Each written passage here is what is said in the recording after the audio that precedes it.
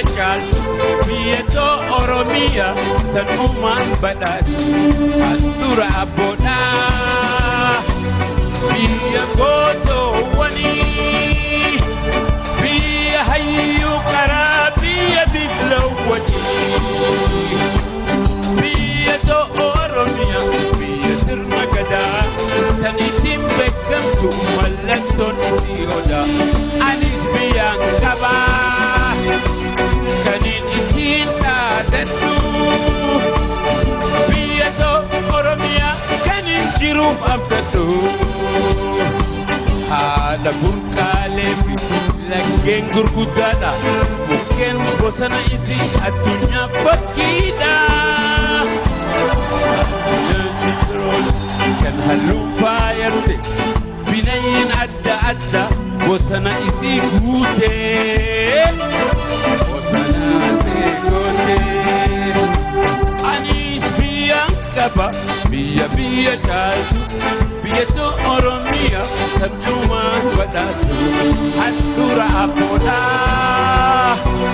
biyya gootoowwanii biyya hayyuu karaa biyya biifleewwanii biyya too Oromiyaa biyya sirna gadaa kan ittiin beekamtu mallattoon isii odaa anis biyyaan qabaa kaniin ittiin dhaadadhu biyya too Oromiyaa kaniin jiruuf abdadhu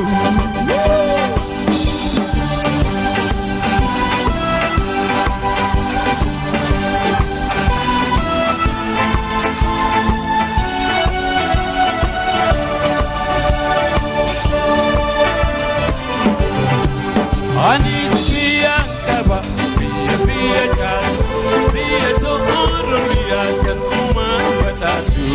handhuura abboodhaa biyya gootoowwanii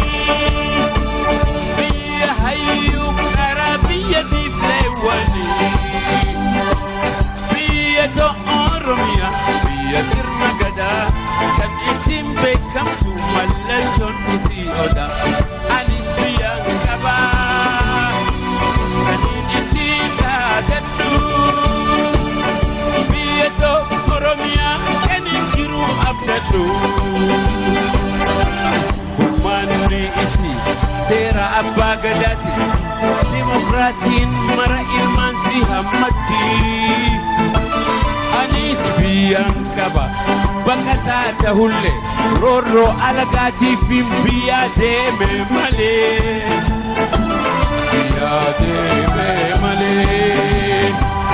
anis biyyaan qaba biyya caaltu biyya too Oromiyaa kan uumaan badhaatu handhuura abboodhaa biyya gootoowwanii biyya hayyuu karaa biyya biifleewwanii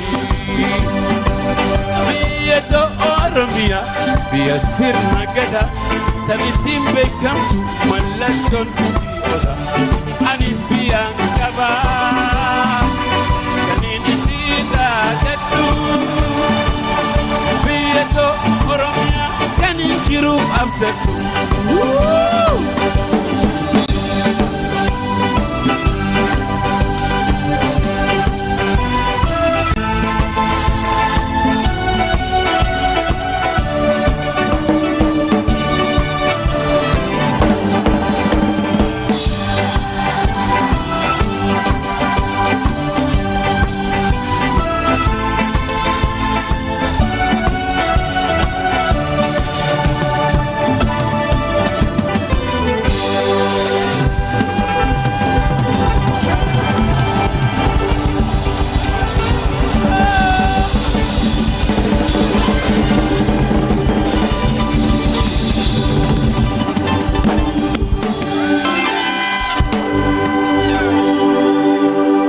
galatooma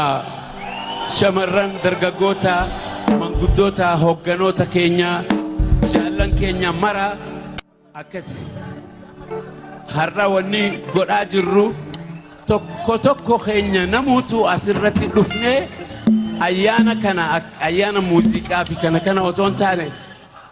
quuqama qabnu agarsiisaa jirra ummata keenya biran dhaabbanna Oromia forward